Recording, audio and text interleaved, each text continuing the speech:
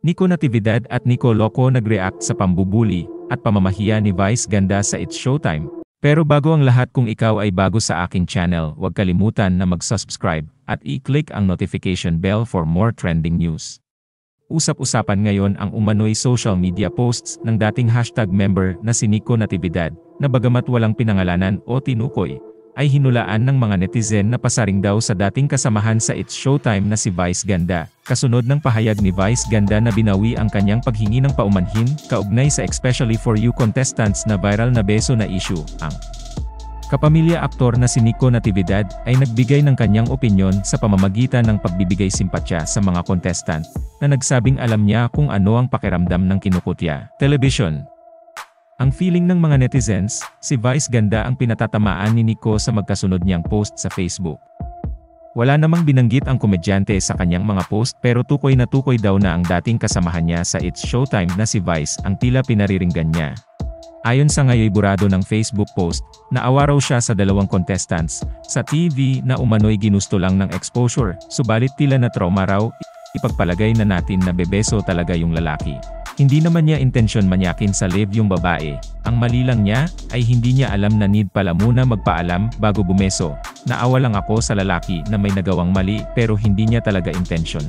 At syempre dun sa babae, na-offend man siya o hindi siya lang ang makapagsabi niyan, na-offend man siya, alam ko na mapapatawad niya yung lalaki.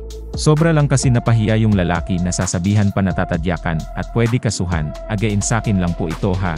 Alam ko kasi pakiramdam ng pinahiya sa TV at napapower trip base sa experience ko, pahayag pa ni Nico. Sa isa pa niyang post, sinabi ni Nico na, naawa ako sa dalawang contestant. Gusto lang nila ma-experience at ng exposure pero sobrang trauma yung nakuha nila.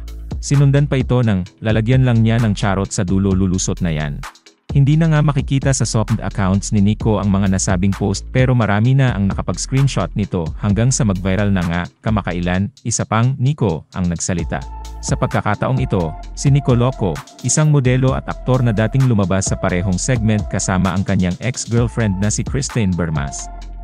Sa kanyang post, nagbahagi siya ng rant. Kumpiyansa siya na madaling madekod ng mga tao sa online ang kanyang isinulat. Ito ay tungkol sa personalidad na ito na gumagawa ng komedya sa kapinsalaan ng ibang tao sa pamamagitan ng pagpapatawa sa kanila at pagkuha ng mga personal na pagbaril sa kanila. Ito ay hindi nakakatawa, ngunit sa halip ay isang kakulangan ng katalinuhan at pagkamalikhain. Konting rant here kasi I've seen it going on for too long. Di ko sasabihin any names here. But I think we all know who I'm talking about. If you have to make fun of people and take personal shots at them palaji to make people laugh, it's so not funny. Para sa akin, it's simply a lack of intelligence and creativity. I'm so tired of seeing it paulit-ulit on TV.